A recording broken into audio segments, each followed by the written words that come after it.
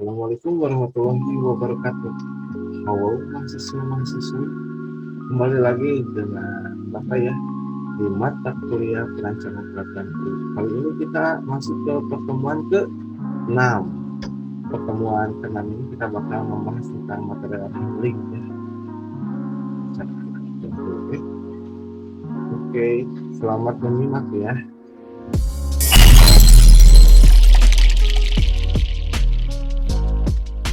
This is going to be fun.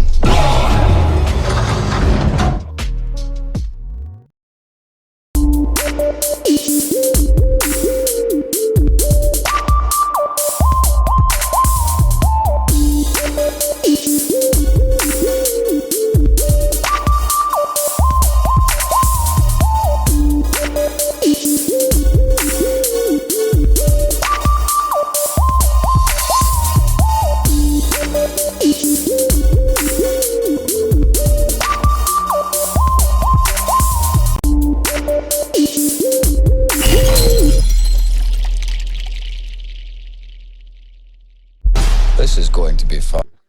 Oke, tanpa berlama-lama kita langsung ke entry point. Jadi apa itu material handling? Nah, material handling itu adalah suatu pekerjaan memindahkan benda atau barang dalam muatan yang berat dengan dilakukan oleh manusia atau dengan alat bantu ya, atau dengan bantuan alat pemindah ya. Material handling, penanganan material ini merupakan proses pemindahan material berupa bahan baku, barang setengah jadi maupun barang jadi menuju ke suatu tempat yang diinginkan.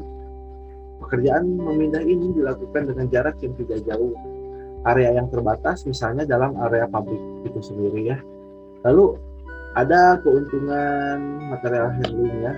Pemindahan material ini harus ditangani dengan cara yang tepat agar kemungkinan terjadinya masalah dapat semakin berkurang. Jadi berikut ini keuntungan material handling apabila dilakukan dengan cara yang tepat. Yang pertama, membantu perusahaan menghemat biaya transportasi, memperlancar proses operasional yang efektif dan efisien, sehingga produktivitas perusahaan dapat ditingkatkan. Lalu menghemat waktu operasional perusahaan. Lalu meringankan beban kerja para pekerja saat melakukan aktivitas material handling. Faktor lainnya ialah mengurangi risiko bahaya yang timbul akibat dari mengangkat beban yang berat bagi pekerja.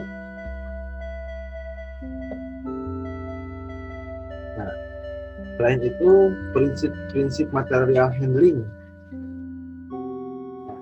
Sepertinya tentang material handling ini dipelajari juga di mata kuliah yang lain ya.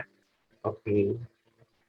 Nah, di perancangan alat bantu juga ini dipelajari juga supaya alat bantu tersebut dapat mempermudah, mengefisienkan, menghematkan biaya, mengergonomiskan dan lain-lain ya. Jadi prinsip material handling yang pertama ialah planning.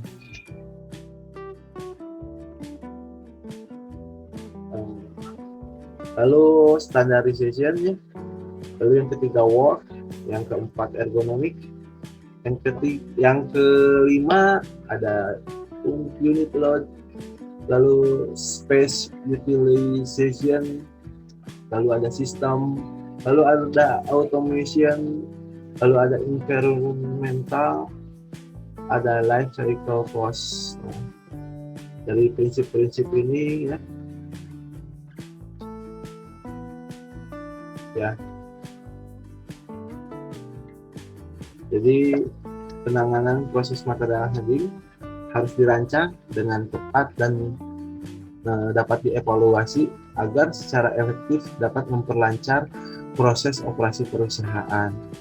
Untuk itu, berikut ini adalah prinsip desainnya ya, yang tadi dijelaskan ya. Oke, kita ke planning dulu ya. Jadi perusahaan perlu menetapkan kebutuhan operasional, tujuan, sasaran kinerja, spesifikasi, dan metode material handling yang memenuhi dimensi movement, time, quantity, dan space-nya. Oleh karena itu dalam perancangan ini dibutuhkan sekali yang sesuai dengan prinsip material handlingnya. Lalu standarisasi, jadi harus memiliki standarisasi supaya apa? Supaya produktivitasnya tinggi, lalu mempertahankan fleksibilitas dan modularitinya. Jadi harus terintegrasi dengan peralatan, sistem aplikasi dan operator. Ya. Lalu ada work, yaitu material handling dapat beroperasi dengan produktivitas yang tinggi dan mudah untuk dioperasikan sesuai service level yang ditetapkan. Lalu ada ergonomik ya, yaitu jadi perusahaan juga perlu merancang alat bantu akut yang ergonomik untuk memastikan operator material handling equipment aman dan nyaman dalam mengoperasikannya serta menunjang produktivitas yang tinggi dan tidak cepat lelah. Lalu ada unit load. Nah, material handling yang dirancang dapat menunjang material dengan ukuran dan dimensi yang sesuai untuk kelancaran aliran pergerakan material. Lalu ada space utilization, yaitu pengoperasian material handling dirancang dengan memperhatikan penggunaan yang tepat yang tersedia secara memperhatikan penggunaan tempat ini maksudnya tuh biar biar efektif dan efisien. Biasanya pengoperasian material handling dirancang dengan melihat kondisinya juga biar terjadi penyederhanaan. Lalu apakah memungkinkan ada operasi di tempat tersebut dan lain sebagainya. Lalu faktor lainnya ialah sistem, yaitu perancangan material handling harus terintegrasi dengan sistem operasi logistik, mulai dari bagian penerimaan, pengawasan, penyimpanan produksi, perakitan, packaging, utilizing, order selection, pengiriman transportasi, dan penanganan retur, sehingga akan menghasilkan pencatatan yang lebih baik. Lalu ada automation ya, jadi material handling dirancang dengan menggunakan metode mekanisme semi-otomasi atau full automated demi meningkatkan efisiensi operasional, responsif, andal, dan memungkinkan dapat mengeliminasi pekerjaan yang berulang dan tidak efisien hingga mengurangi risiko keamanan dan keselamatan tenaga kerja. Lalu faktor lainnya ialah environmental, yaitu material handling dapat dioperasikan dengan pemakaian energi yang sehemat mungkin, pengembangan teknologi material handling dengan energi yang terbarukan, serta pemilihan material handling yang ramah lingkungan. Lalu faktor yang terakhir ialah life cycle cost, yaitu prinsip ini mencakup keseluruhan biaya selama pemakaian material handling ya, total cost ownership dengan memperhatikan biaya yang paling efisien. Nah, di sini ada jenis-jenis material handling ya. Jadi penanganan material dapat dibagi menjadi beberapa kelompok ya. Berbantukan mesin pemindah dan pembagian material handling berdasarkan jalur yang dilaluinya.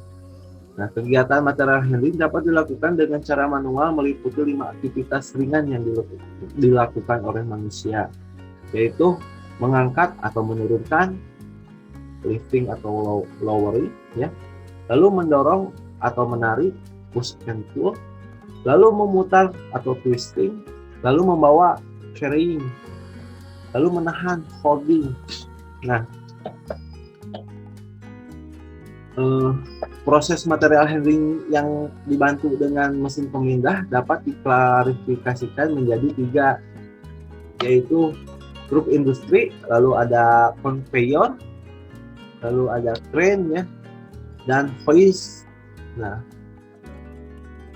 Jadi truk industri yaitu peralatan yang digunakan untuk memindahkan muatan yang mampu bergerak di berbagai titik dan tidak secara permanen, diletakkan di tempat yang tetap sehingga lebih fleksibel. Truk industri ini cocok untuk memindahkan material atau bahan produksi yang sifatnya intermittent ya atau berselang, dan juga cocok untuk menangani bahan dengan berbagai ukuran dan bentuk.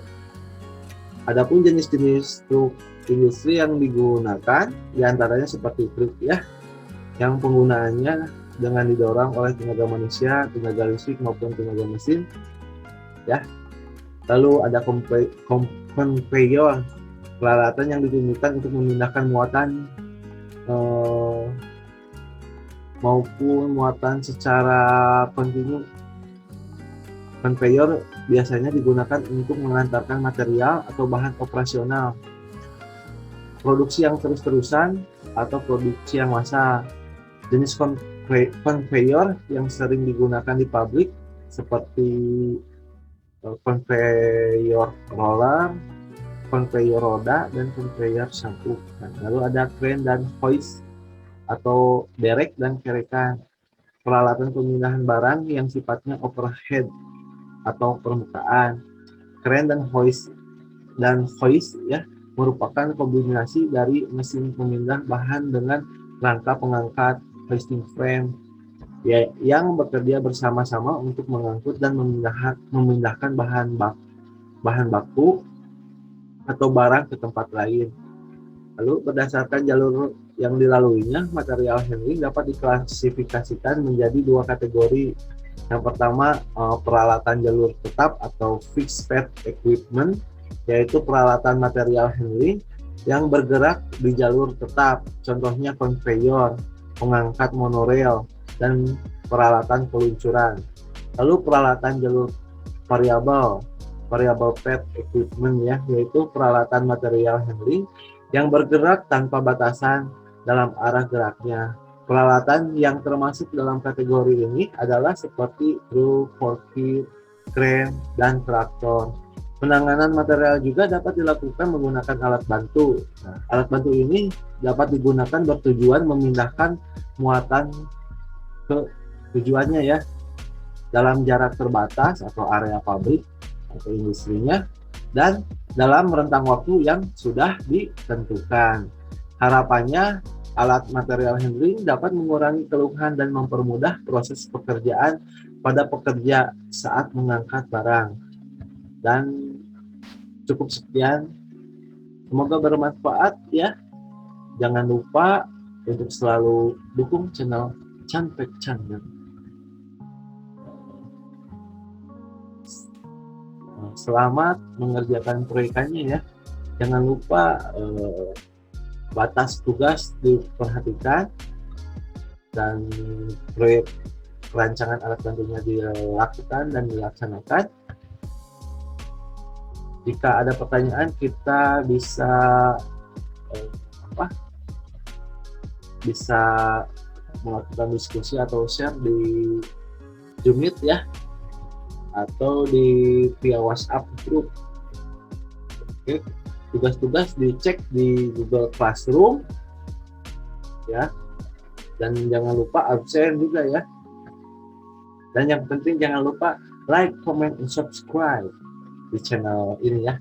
Oke, terima kasih semuanya. Assalamualaikum warahmatullahi wabarakatuh.